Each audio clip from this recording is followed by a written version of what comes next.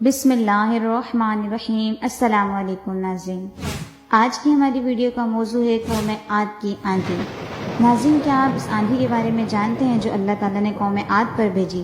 آخر قوم عاد نے ایسا کیا گناہ کیا تھا کہ اللہ تعالیٰ نے قوم عاد پر آندھی کا عذاب بھیجا جس سے یہ قوم پوری ہلاک ہو گئی، حتیٰ کہ ایک شخص بھی نہ بچا؟ اور آندھی ختم ہونے کے بعد اس قوم کی لاشیں زمین پر اس طرح پڑی ہوئی تھی جس طرح کھجور کے درخت اکھڑ کر زمین پر پڑے ہیں۔ آج کی ویڈیو میں ہم قوم عاد کی آندھی کے بارے میں بات کریں گے۔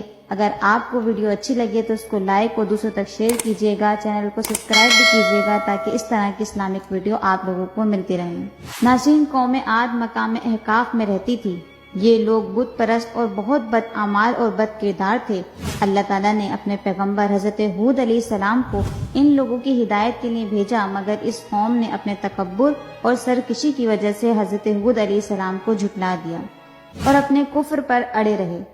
حضرت ہود علیہ السلام بار بار ان سرکشوں کو عذاب الہی سے ڈراتے رہے، مگر اس قوم نے نہایت بے باکی اور گستاخی کی اور اپنے نبی حضرت ہود علیہ السلام کو منع فرما دیا۔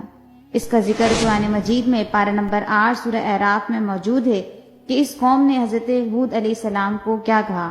ترجمہ کنز ایمان: کیا تم ہمارے پاس اس لیے آئے ہو کہ ہم ایک اللہ کو پوجیں اور جو ہمارے باپ دادا پوچھتے تھے انہیں چھوڑ دیں؟ تو لاؤ جس کا ہمیں وعدہ دے رہے ہو اگر سچے ہو۔ ان لوگوں کی انہی باتوں اور نافرمانی کی وجہ سے آخر کار عذاب الہی کی جھلکیاں شروع ہو گئیں۔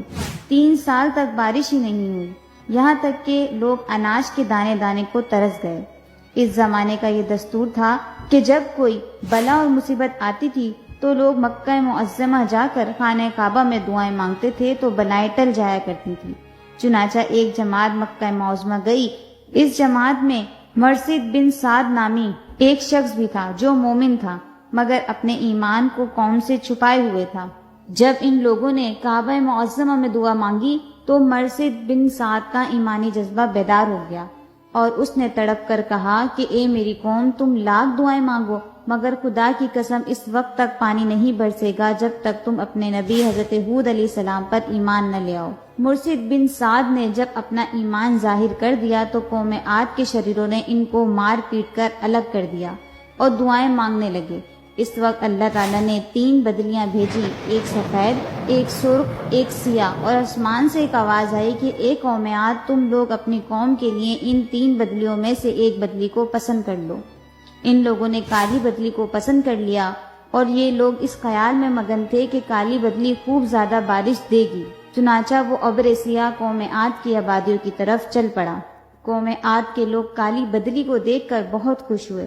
حضرت ہود علیہ السلام نے فرمایا کہ اے میری قوم، دیکھ لو عذاب الہی ابر کی صورت میں تمہاری طرف بڑھ رہا ہے۔ مگر قوم عاد کے گستاخوں نے اپنے نبی کو جھٹلا دیا اور کہا کہ کہاں کا عذاب اور کیسا عذاب، یہ تو بادل ہے جو ہمیں بارش دینے کے لیے آ رہا ہے۔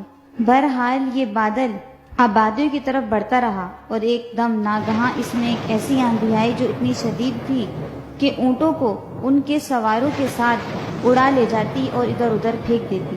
پھر اتنی زوردار ہو گئی کہ درختوں کو جڑوں سے اکھیڑ کر اڑانے لگی۔ یہ دیکھ کر قوم عاد کے لوگوں نے محلوں کی طرف رخ کیا اور اندر سے دروازوں کو بند کر لیا، مگر آندھی کے جھونکے نہ صرف دروازوں کو اکھاڑ کر لے گئے بلکہ پوری عمارتوں کو جھنجھوڑ کر ان کی اینٹ سے اینٹ بجا دی۔ 7 رات اور 8 دن مسلسل یہ آندھی چلتی رہی، یہاں تک کہ قوم عاد کا ایک ایک آدمی مر کر فنا ہو گیا اور اس قوم کا ایک بچہ بھی باقی نہ رہا۔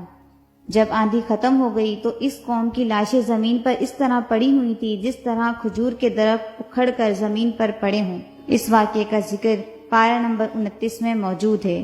پھر قدرت خداوندی سے کالے رنگ کے پرندوں کا ایک غول نمودار ہوا جنہوں نے ان کی لاشوں کو اٹھا کر سمندر میں پھینک دیا، اور حضرت ہود علیہ السلام نے اس بستی کو چھوڑ دیا اور چند مومنین کو جو ایمان لائے تھے ساتھ لے کر مکہ مکرمہ چلے گئے اور آخری زندگی تک بیت اللہ شریف میں عبادت کرتے رہے۔ قرآن کریم کے اس دردناک واقعے سے سبق ملتا ہے کہ قوم عاد جو بڑی طاقتور اور قد آور قوم تھی، ان لوگوں کی مالی خوشحالی بھی نہایت مستحکم تھی، کیونکہ لہلہاتی کھیتیاں اور ہرے بھرے باغات ان کے پاس تھے۔